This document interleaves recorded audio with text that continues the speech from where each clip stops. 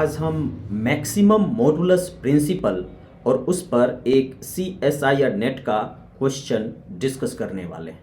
अगर maximum modulus principal का जो स्टेटमेंट है उसको अप्लाई करना अगर हम अच्छे से सीख लेते हैं तो निश्चित तौर पे ये जो क्वेश्चन आपको दिख रहा है जस्ट वन लाइन जस्टिफिकेशन है, just one line justification.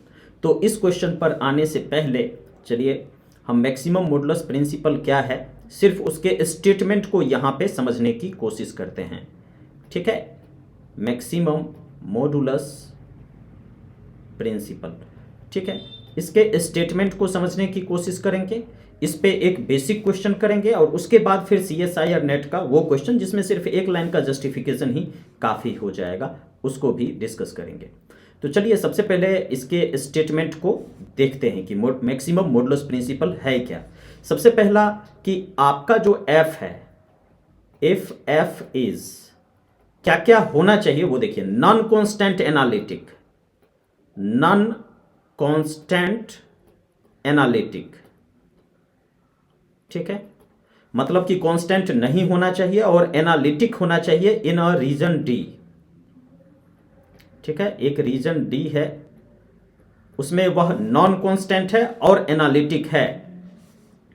Then mod f of z। अब आप कहोगे कि भाई f ऑफ z भी तो बोल सकते थे, मॉड f ऑफ z क्यों बोल रहे हैं? तो मॉड f ऑफ z इसलिए बोल रहे हैं क्योंकि यहां पे मैक्सिमम वर्ड है। तो मैक्सिमम या मिनिमम वर्ड है, कहने का क्या मतलब है कि कंपैरिजन हो रहा है, और जब भी कंपैरिजन की बात आती है तो उसके लिए जिस सेट पे आप चीज़ों को डिस्कस करें उसका ऑर्डर्ड होना जरूरी है। तो अब कॉम्प्लेक्स नंबर्स तो ऑर्डर्ड नहीं है ना, कौन सा कॉम्प्लेक्स नंबर बड़ा है कौन सा छोटा है ये नहीं कह सकते हैं, लॉ ऑफ ट्राइकोटोमी को फॉलो नहीं करता है। इसका मतलब क्या है कि आपका यहाँ पे f ऑफ z के बारे में अगर हम बात करें मैक्सिमम मॉडुलस का तो कोई मतलब ही नहीं है उसका। लेकिन अगर हम मॉड लगा देते हैं तो आपको क्या मिल जाता है, रियल नंबर मिल जाता है जो कि क्या है, ऑर्डर्ड है। और इसके वैल्यू की बात की जा रही है कि f ऑफ z के वैल्यू, तो f ऑफ z का जो वैल्यू है वो एक रियल नंबर आना चाहिए। इसको कंफर्म करने के लिए हम यहाँ पे मॉड f ऑफ z की बात हमेशा करते हैं। तो ये कहता है कि mod f of z has no maximum in D।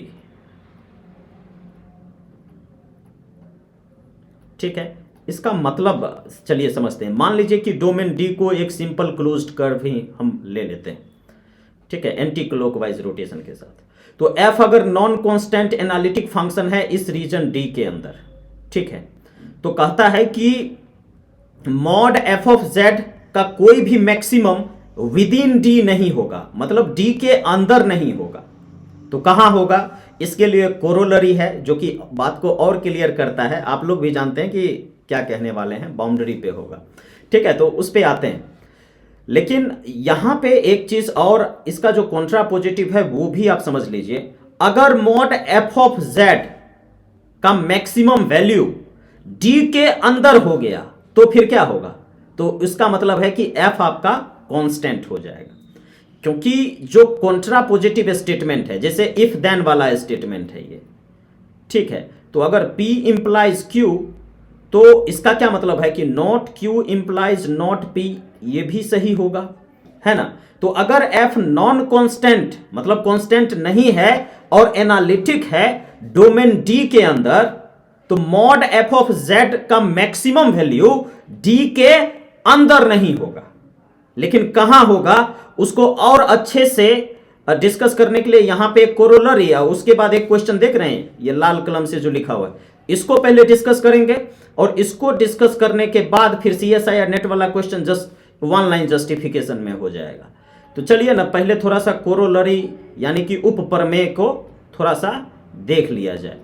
तो देखिए कोरोलरी क्या है, कोरोलरी ये है कि if f is non constant function, अगर f नॉन कांस्टेंट है, f is non constant function, if f is non constant function which is analytic, which is analytic, which is analytic in a bounded region D। तो अभी तक नया क्या है, वही बात तो उसमें भी लिखा हुआ था, analytic in a bounded reason D.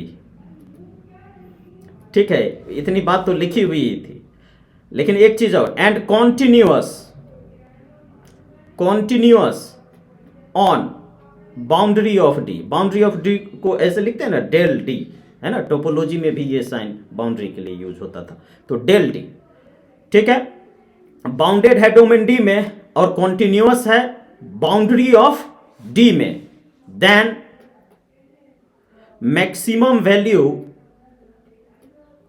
Of mod f, maximum value of mod f always attained on the boundary. ये हमेशा always attained on boundary of D. तो जो मैक्सिमम वैल्यू है ना, हमेशा बाउंड्री पे अटेंड करेगा, okay, but never inside D.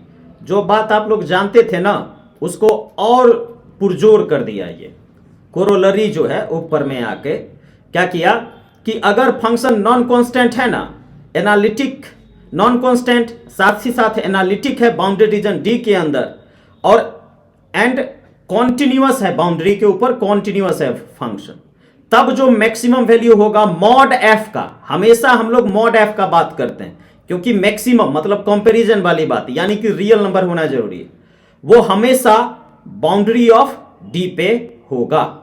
ठीक है, अब चलिए अब इस पे एक सवाल देख लेते हैं। ये देख रहे हैं, ऐसा सवाल होता है मैक्सिमम मॉडुलस प्रिंसिपल का। मोस्ट ऑफ दो सवाल जो है इंफॉर्मेशन ऐसा दिया रहेगा कि आप भ्रमित हो जाएंगे, जब उसको सॉल्व करने जाएंगे तो कलम चलाने की जरूरत ही नहीं है। आप देख लीजिए, एफ ऑफ जेड जो है, एक मिनट, कलम का कलरवा चेंज करने दीजिए ना। हाँ, एफ ऑफ जेड जो है एंटायर फंक्शन है इस तरीके का कि mod F of Z less than और इक्वल टू 10 है।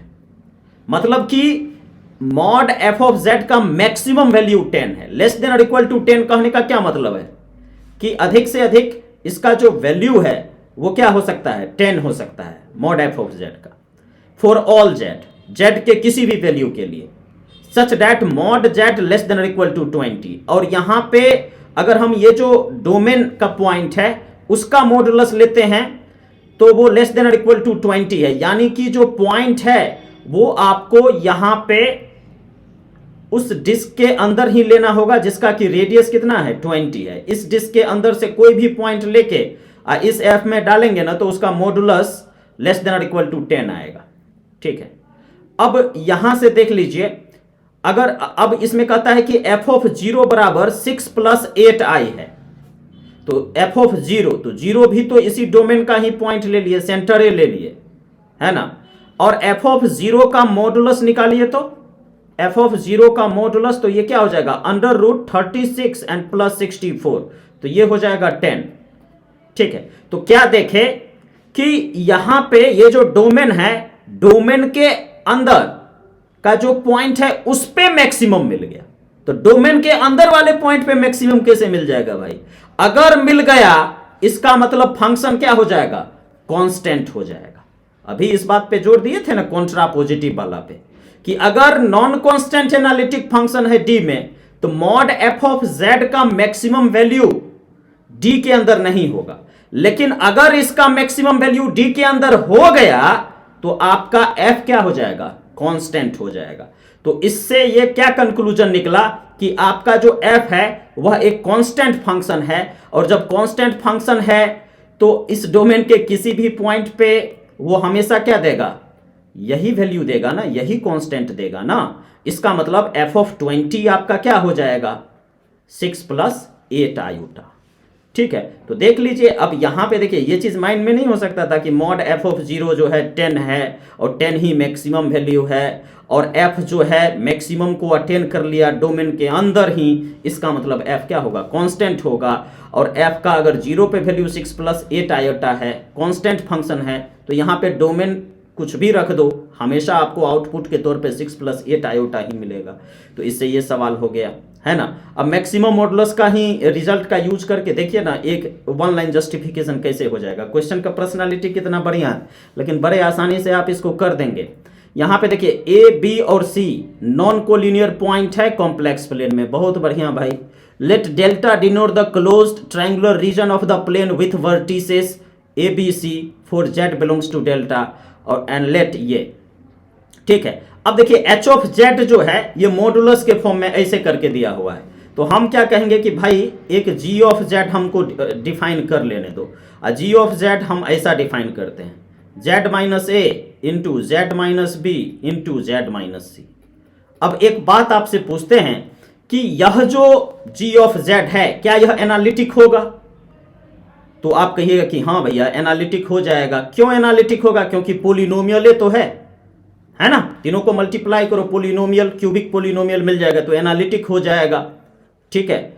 कोई भी डोमेन हो डेल्टा, ठीक है, पोलिनोमियल है तो एनालिटिक हो जाएगा।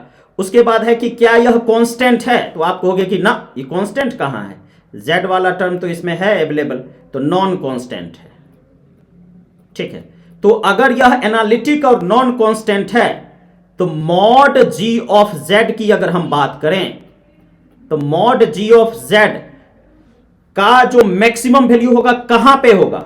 उसके बाउंड्री पे होगा, मैक्सिमम मॉडुलस से। अब मॉड g ऑफ z क्या है देख लो, mod z minus a into z minus b into z minus c, यही ना है।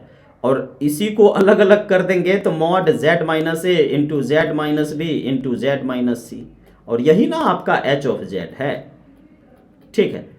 तो आपका जो h ऑफ z है यहाँ पे h ऑफ z, इसका जो है मैक्सिमम वैल्यू कहाँ पे होगा? बाउंड्री ऑफ डेल्टा पे होगा, है ना। तो देख लीजिए डायरेक्ट स्टेटमेंट नहीं था, बट ये है कि यहाँ पे जो है अलग अलग करके लिख दिया था, तो आपको थोड़ा सा यहाँ पे चीज़ों को सोचना था कि पोलिनोमियल है, इसी में मोड लगा देंगे तो h ऑफ z के बराबर ही आ जाएगा, जिसका कि मैक्सिमम कहाँ पे? बाउंड्री पे एग्जिस्ट कर जाएगा मैक्सिमम मॉडुलस थ्योरम के स्टेटमेंट से, ठीक है। इस चैनल पे जो है ना प्रूफ वगैरह भी लेकर के आएंगे कि मैक्सिमम मॉडुलस का प्रूफ क्यों बाउंड्री पे करता है, ये सब लेकर के आएंगे। तो एक बार प्ले लिस्ट को चेक कर लीजिए, इंग्लिश हिंदी सब भाषा में जो है चीज़ें यहाँ पे होती है, तो एक बार प्ले लिस्ट को चेक कीजिए, ठीक है। और मिलते हैं अगले वीडियो में, तब तक आप लोग अपना ख्याल जो है रखते रहिए। धन्यवाद।